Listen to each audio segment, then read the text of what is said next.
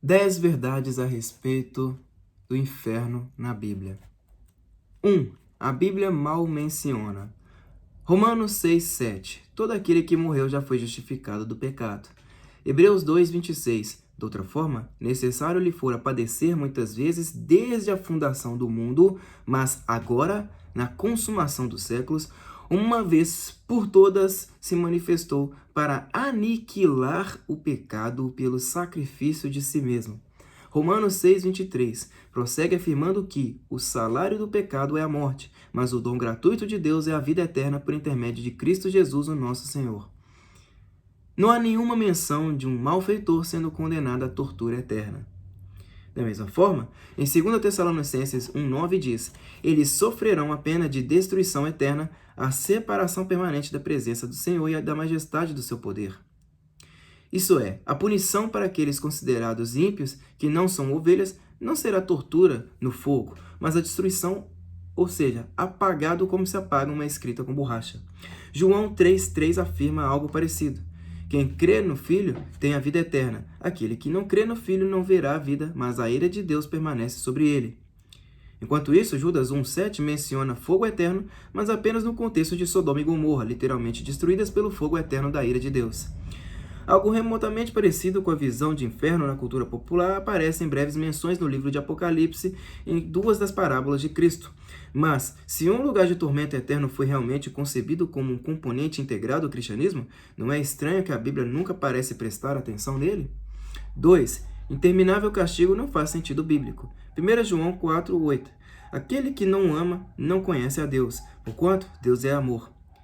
Será que um Deus que é o próprio conceito de amor torturaria eternamente um filho seu como castigo, mesmo que ele tivesse feito algo de ruim? Deuteronômio 19:21. Portanto, não considerarás com piedade esses casos, alma por alma, olho por olho, dente por dente, mão por mão, pé por pé. Tal sanção de igualdade parece um pouco fora de sincronia com a ideia de uma angústia literalmente infinita. O inferno popular parece ainda mais bizarro depois de considerar as palavras de Deus em Jeremias 7:31. Eles construíram o alto de Tofete no vale de Ben-Hinom, a fim de queimarem seus próprios filhos e filhas como holocausto, sacrifício que jamais ordenei e nem sequer pensei em requerer. Se a ideia de seres humanos sendo queimados é tão desagradável para Deus, que nunca sequer entrou em seus pensamentos, o que diria ele então do inferno? 3. Muitas referências ao inferno foram erros de tradução. A popular versão da Bíblia do rei Jaime, do século XVII, é campeã. Nela, o profeta Jonas esteve na barriga do inferno, enquanto Davi insiste que Deus estaria com ele no mesmo inferno. Até Jesus aparece no inferno após a sua morte na cruz. Isso, obviamente, não faz sentido. A Bíblia afirma repetidamente que o inferno, o que quer que seja, envolve a separação de Deus. Então, por que Jesus aparece por lá e Davi está tão seguro de que Deus estaria com ele lá? A resposta é que essa versão traduziu um monte de palavras gregas e hebraicas diferentes sobre o termo inferno. As palavras em questão são Hades, Sheol, Tártaro e Geena, com significados muito diferentes em seu contexto original. Por exemplo, Hades e Sheol, que são palavras mais ou menos equivalentes em grego e hebraico, não podem nem ser razoavelmente traduzidas como lugar de tormento, algo que a palavra inferno geralmente implica.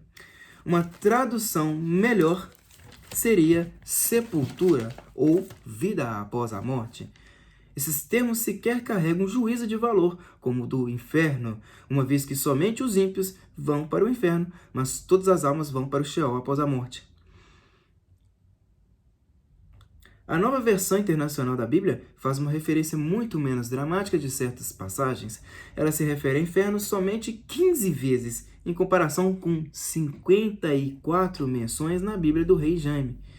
Ainda assim, muita confusão e desentendimento foram causados pelos primeiros tradutores da Bíblia. 4. Geena é controversa. Hades de Sheol não corresponde à percepção moderna do inferno. Tártaro é também ocasionalmente traduzido como inferno, mas o termo só aparece uma vez na Bíblia, e não em relação aos seres humanos. Por isso tem pouca relevância. E quanto a Geena, este é certamente o termo bíblico mais traduzido como inferno. Por exemplo, a nova versão internacional de Mateus 5,30 afirma: E se tua mão direita te fizer pecar, corta-a e atira-a para longe de ti. Pois te é melhor que um dos teus membros se perca do que todo o teu corpo seja lançado no inferno. Assustador, não? Tudo se resume à controvérsia sobre o significado exato de Geena, expressa aqui como inferno. A palavra em si é uma tradução grega dos termos hebraicos Ge-Inon e Ge-Ben-Inon, que significam Vale dos Filhos de Enon, e se refere a um vale real que existia próximo a Jerusalém antiga. O vale aparece pela primeira vez no Antigo Testamento como a localização de sacrifícios pagãos de crianças que continuam pelo menos até 2 Reis 23:10, que descreve como Josias destruiu o local de tal ordem que ninguém mais conseguiu sacrificar ali os seus filhos e filhas, queimando-os em adoração ao deus Moloque, como era comum se fazer. Uma explicação é que, na época de Jesus, o termo Geena foi aparentemente usado metaforicamente para se referir a um local de destruição. É interessante notar que o hebraico não tem nenhuma palavra para tal conceito, e Jesus aparentemente não sentiu necessidade de introduzir preferindo fazer alusões históricas. Ou então, segundo alguns estudiosos, o Vale do Geena tornou-se de fato um lugar essencialmente incinerador na época de Cristo. Ele constantemente consumia ou queimava o lixo da cidade e os corpos de criminosos e desonrados. Esta tradução é bastante antiga, mas não é suportada por qualquer evidência ou relatos antigos.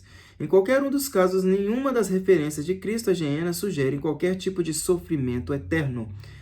Remover os injustos da existência, como os versículos sugerem, não são particularmente parecidos como torturá-los para sempre. 5. Jesus não inventou parábolas sobre o inferno. A ideia de um inferno de fogo é quase completamente alheia à Bíblia, exceto por algumas menções, incluindo a parábola do homem rico, Lázaro, conforme em Lucas 16, 19 a 31.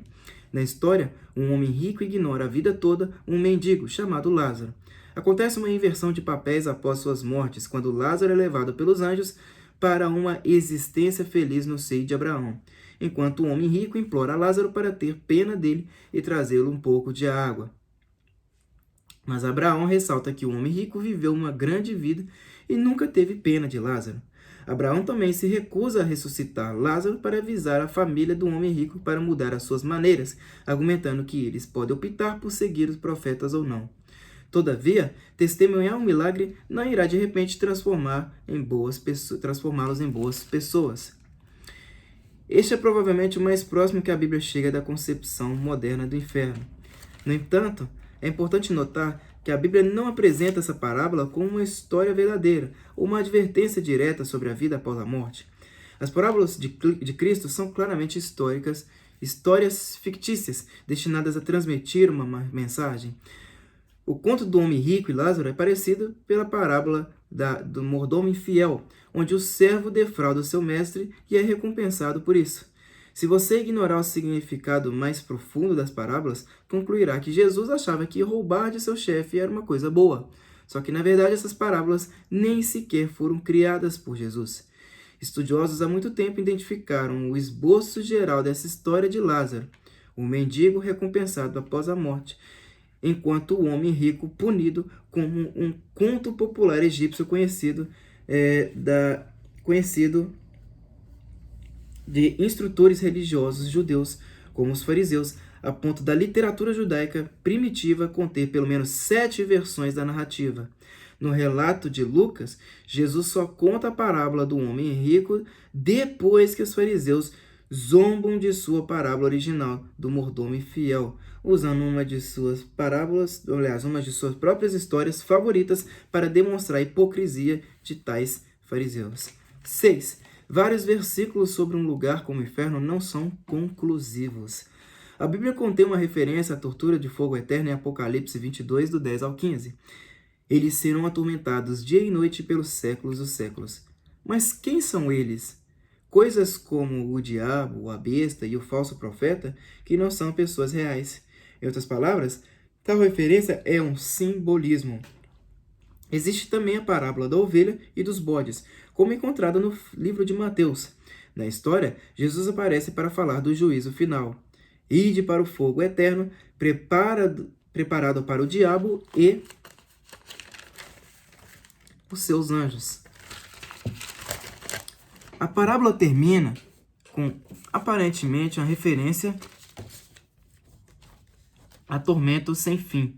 Sendo assim, estes irão para o sofrimento eterno, porém os justos para a vida eterna. Essa passagem é considerada a chave por trás da concepção popular do inferno.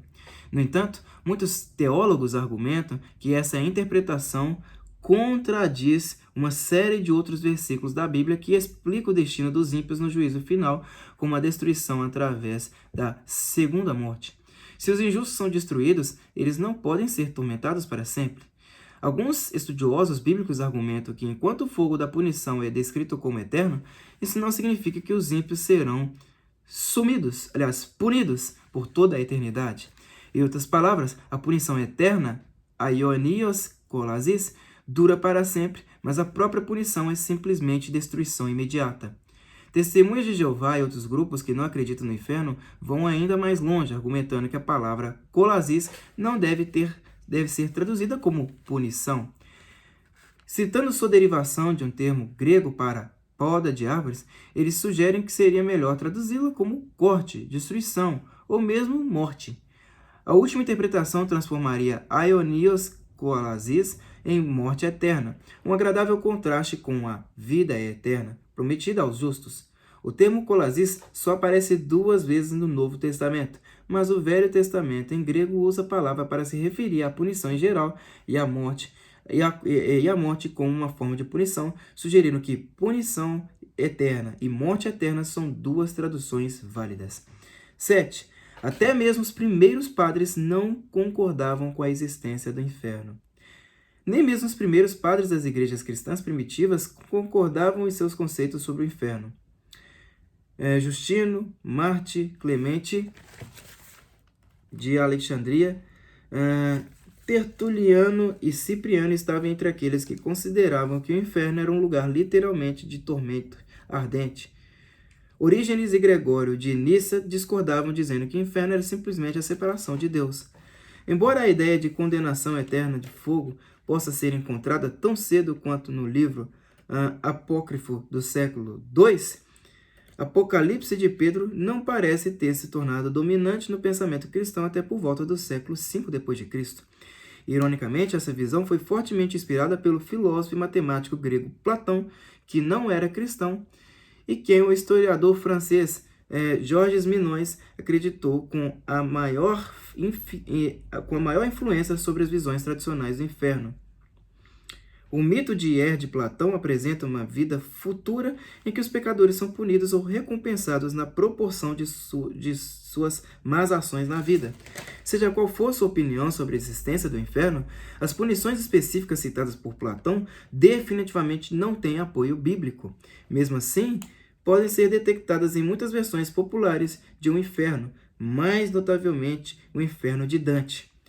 Nos tempos modernos, muitas denominações cristãs se afastaram da concepção do inferno de Santo Agostinho como um lugar físico abaixo da terra. Por exemplo, desde 1992, por meio de uma decisão de João Paulo II, ensina-se no catecismo que o inferno é simplesmente um estado de autoexclusão definitiva da comunhão com Deus e com os abençoados.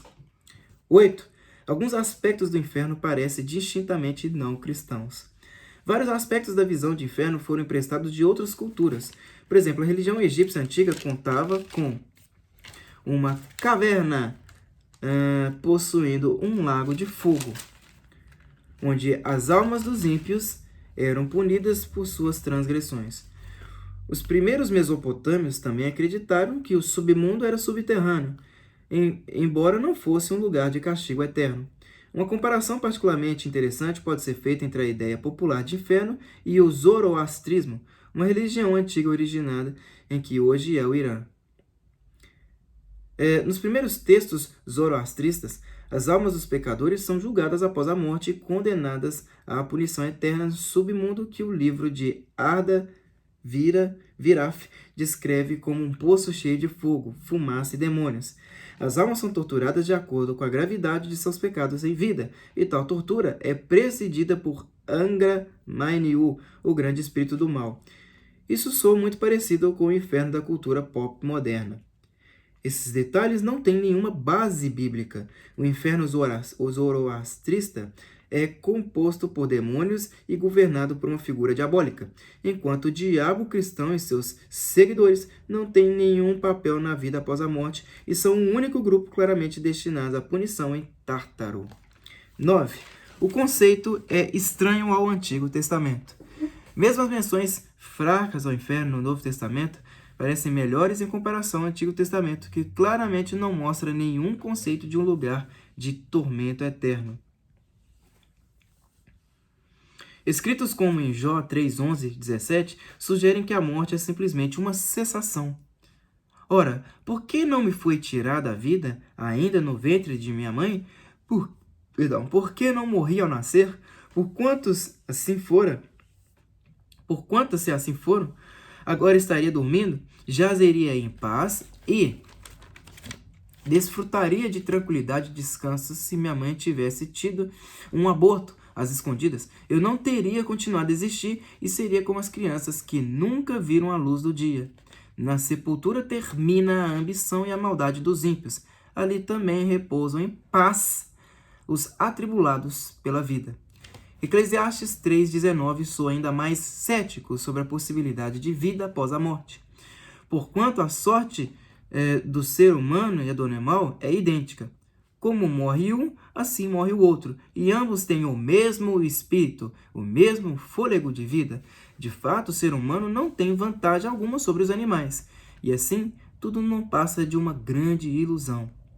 Mesmo no início da Bíblia, em Gênesis, a punição de Adão e Eva por não ouvir as instruções de Deus e comer o fruto proibido não foi a ameaça do fogo do inferno, mas sim da morte, porque tu és pó e ao pó da terra retornarás. 10. O inferno é simplesmente uma tática de intimidação.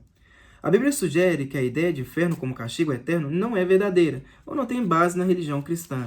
Então, por que tanta gente, até mesmo dentro da Igreja Católica e Evangélica, insiste nisso até hoje? Crença no inferno reduz comportamento criminoso? Não se pode negar que a ideia de inferno tem sido usada como uma tática de intimidação para manter as pessoas na linha ou atingir um objetivo desejado há muito tempo. Por exemplo, se as pessoas não temessem o inferno, por que comprariam um lugar no céu? Até figuras como a Rainha Maria I da Inglaterra usaram a doutrina como uma desculpa para perpetrar barbáries. Antes de sentenciar o grupo de protestantes para serem queimados vivos, ela supostamente declarou que tal punição era adequada para seus corpos na terra, visto que suas almas eternamente queimariam no inferno. Mesmo nos tempos modernos, o tema "acredite ou você vai para o inferno" é comum, completado com descrições vívidas de ranger de dentes, gritos dos condenados e odor de carne escaldante. Como tantas outras táticas de chantagem, a ideia de arder no fogo do inferno pode exercer um apelo poderoso sobre as pessoas. Para finalizar a argumentação contra um inferno, voltemos mais uma vez à parábola do homem rico e Lázaro, frequentemente citada como prova bíblica da doutrina do inferno. Muitos poderiam dizer que, na verdade, ela carrega a mensagem oposta. No final da parábola, Abraão não concorda em enviar Lázaro de volta à terra para advertir os pecadores do destino terrível que os aguarda na vida após a morte, justamente porque ele acredita que a justiça só pode vir da crença em vez do medo de alguma punição sobrenatural. É isso daí, meus queridos amigos. Espero que vocês tenham gostado deste estudo. Muito obrigado a todos vocês que me acompanharam até aqui. Até a próxima e falou!